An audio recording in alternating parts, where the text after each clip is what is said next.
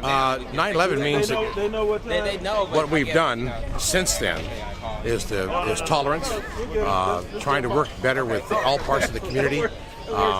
Also our neighbors in other countries, trying to work better to understand each other, trying to minimize the stress maybe in other people. But 9/11 itself means that we lost 343 firefighters in New York, plus the police officers, plus the civilians that worked there had nothing to do with anything, just happened to be there when 9/11 happened and the towers came down, plus all the buildings around them.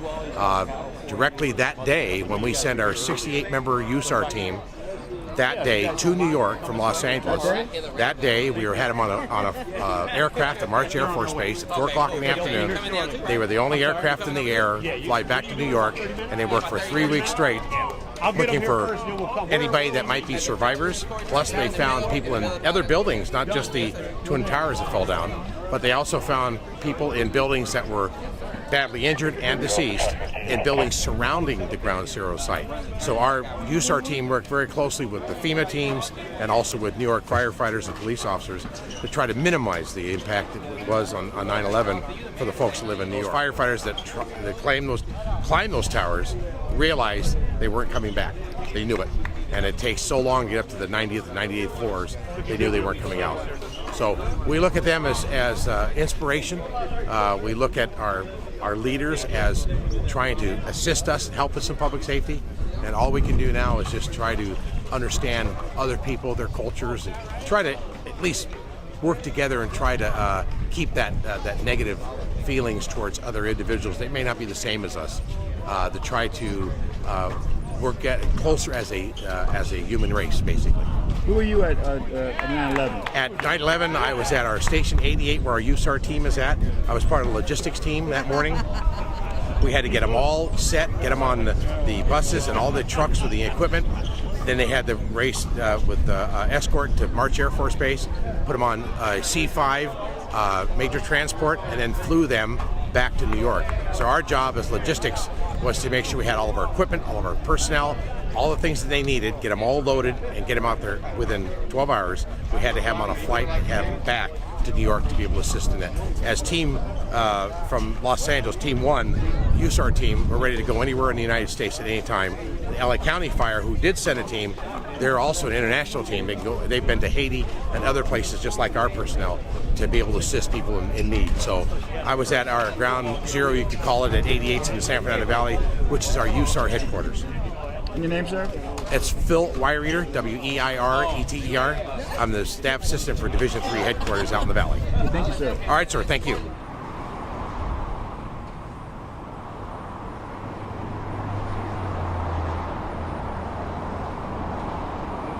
Hey, how are you? You okay? Fireman? What does 9/11 mean to you? Oh man, brings chills to me, you know. Really sad because 343 firefighters died. Those are like our brothers, you know. They're all your brothers. Could have been me. Yeah. It could be us later on in the future, you know. Hopefully not. But when somebody like that goes and you know they do exactly what you do, you feel it. Who were you on 9/11? I wasn't on duty actually, but I was in a hospital waiting room. My mother was having an operation, and I was okay? watching TV. Yes, she is. I was watching the news, saw it happen, couldn't believe it. Yeah. Okay, thank you.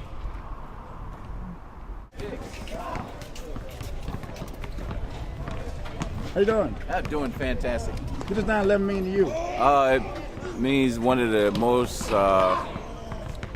interesting changes in the history of the world at the time, and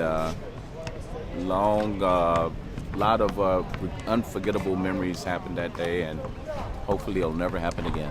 And where were you at during 9/11? Just so happened I was in San Francisco taking a developmental class, and that particular class was on high-rise firefighting procedures, and we had just discussed a lot of things that manifested itself the day of that event.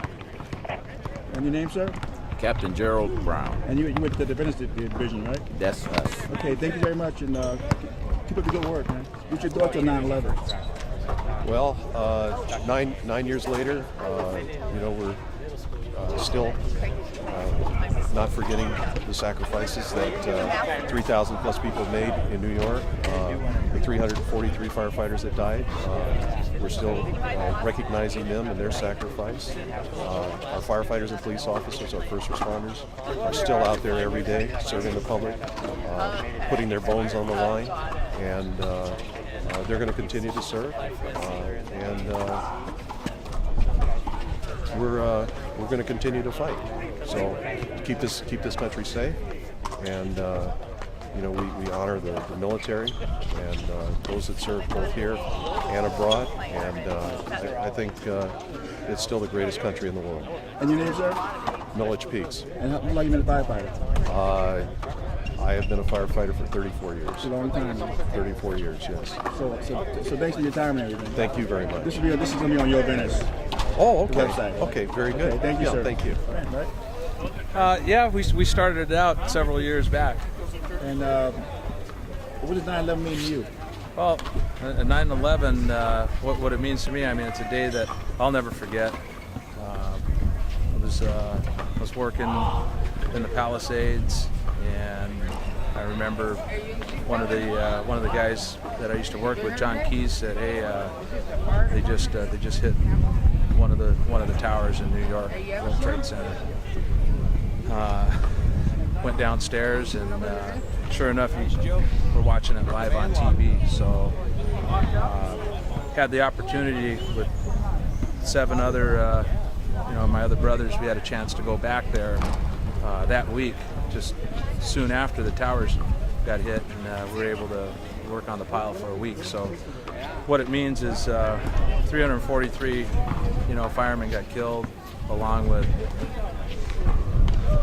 hundreds of civilians, rescue workers.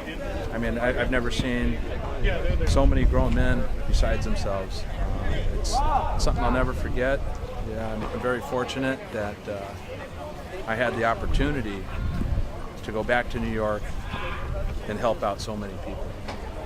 Your name, sir? Tony Gamboa. Yeah.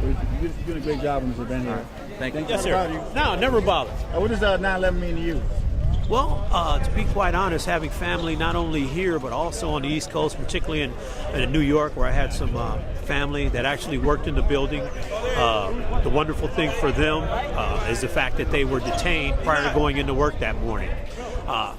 So being fortunate, but also feeling very terrible for those families who did lose people there at 911. It's just a tremendous situation where you look upon it with pride, sometimes with, and I don't know if anger is the right term, but some disappointment that, wow, could we have done things differently? What could we have done to prevent it? How could we have been more in sync, meaning from the collective, not just the firefighters and the public safety officers that lost their lives, but I'm talking about everyone. So in short, what it means to me is not only a day of reflection and understanding, but also tolerance and to look towards how we can do things better. Not only to provide a service to you, me, my family, your family, and the collective's family, but also to make sure that we're taking care of each other and not forgetting the tragedy that took place, so that we hopefully not only preclude that from happening, but are better able to handle something that if it should ever rear its ugly head again. And your friends were detained and going to work that day? I was actually held here, meaning I was working in South Los Angeles at Fire Station 64. I was supposed to go off shift, and then I was held. Wow. And then, of course, actually sitting there watching the Channel 5 News, as a matter of fact, saw the second plane into the tower.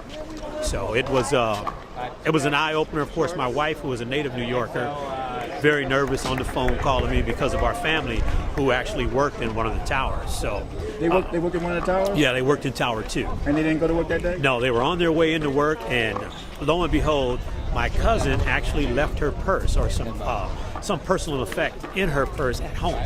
Had to turn around and go back and get it, and then, of course, the tragedy happened. So we're very fortunate. How's she dealing with it? Actually, she was extremely hurt. She felt bad because of her co-workers, of course, but more importantly, she felt that the good Lord intervened for whatever reason. And of course, there's a certain amount of guilt that you feel with that as to why was I spared and other people lost their lives.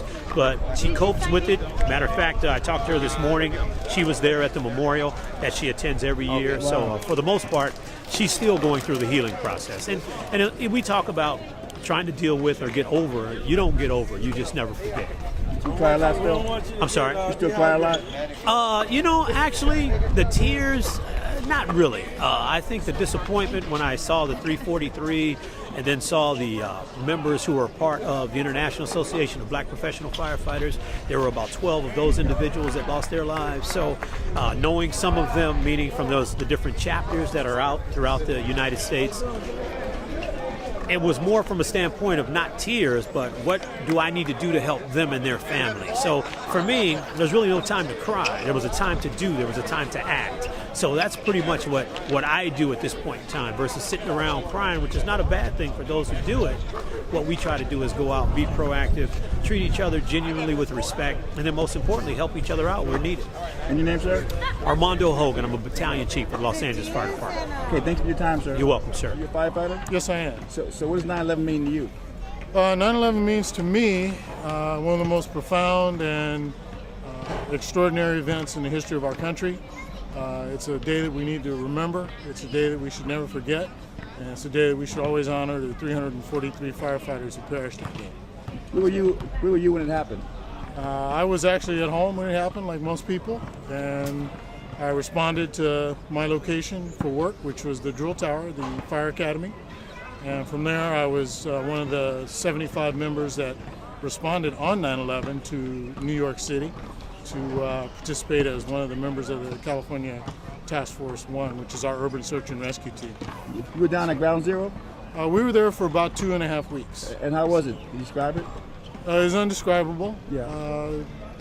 It was a situation of unbelievable destruction and carnage. To have firsthand knowledge and firsthand hands-on in the area was an honor, for one thing, to be there. But at the same time, it was like it is today. It was an area of profound, just honor to be there, and like I said, it was indescribable.